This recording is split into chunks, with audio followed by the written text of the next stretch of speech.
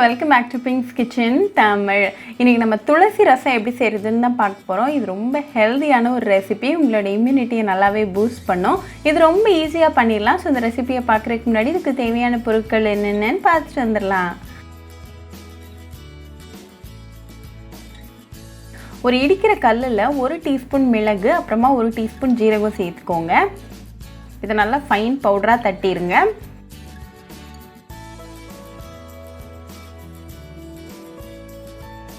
இப்போ இது கூட ஒரு 10 பல்லு பூண்டு, கொஞ்சமா கருவேப்பிலை இலைகள், அப்புறமா ஒரு பச்சை மிளகாய் சேர்த்துக்கோங்க.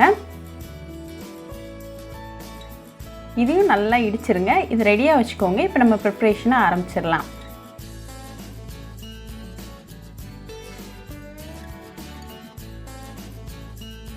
ஒரு மண்பானையை சூடு பண்ணிக்கோங்க. அதில் 1 டீஸ்பூன் எண்ணெய் சேர்த்துருங்க. எண்ணெய் நல்லா சூடானதும் 1/4 டீஸ்பூன் வெந்தயம், 1/4 டீஸ்பூன் ஜீரகம், 2 காஞ்ச மிளகாய், கொஞ்சமாக கருவேப்பிலை இலைகள், கொஞ்சமாக துளசி இலைகள், ஒரு சிட்டிகை பெருங்காயத்தூள், நம்ம இடித்து வச்சுருக்கிற அந்த இன்க்ரீடியன்ட்ஸ், 2 பழுத்த தக்காளி நல்லா பொடிசாக கட் பண்ணது, 1 டீஸ்பூன் உப்பு, அப்புறமா 1/4 டீஸ்பூன் மஞ்சள் பொடி சேர்த்துக்கோங்க. இது எல்லாத்தையும் நல்லா மிக்ஸ் பண்ணி விட்டுருங்க. தக்காளி நல்லா மசிஞ்சு வர வரைக்கும் நல்லா குக் பண்ணிக்கோங்க.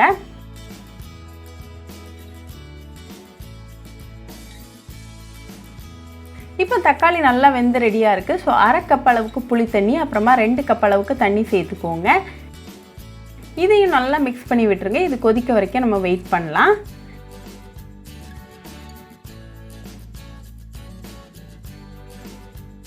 இது நல்லா கொதிக்க ஆரம்பித்ததும் கொஞ்சமாக கொத்தமல்லி இலைகளை சாப் பண்ணி தூவிட்டு ஃப்ளேம் ஆஃப் பண்ணிடுங்க.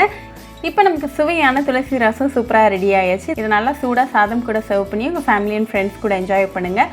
ரொம்பவே ஹெல்தி அண்ட் இம்யூனிட்டி பூஸ்ட் பண்ணக்கூடிய ஒரு ரெசிபி. ஸோ கண்டிப்பாக இந்த துளசி ரசம் ரெசிபி உங்கள் வீட்டில் ட்ரை பண்ணி பாருங்கள். ட்ரை பண்ணிவிட்டு எப்படி இருந்துச்சுன்னு எனக்கு கமெண்ட்ஸில் சொல்லுங்கள். இன்னொரு சூப்பரான ரெசிபியோட உங்களுக்கு பார்க்குற வரைக்கும் பாய் ஃப்ரெண்ட்ஸ்.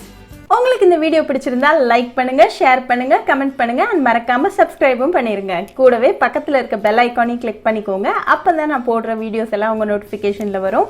உங்களுக்கு ரெசிபிஸ் இங்கிலீஷ்ல பார்க்கணும்னா பிங்க்ஸ் கிச்சன் சேனலை பாருங்க. சேனலோட லிங்க் நான் அந்த டிஸ்கிரிப்ஷன் பாக்ஸ்ல கொடுக்குறேன். மறக்காம செக் பண்ணுங்க. இன்னொரு இன்ட்ரெஸ்டிங்கான ரெசிபியோட உங்களை வந்து பார்க்குற வரைக்கும் பாய் ஃப்ரெண்ட்ஸ்.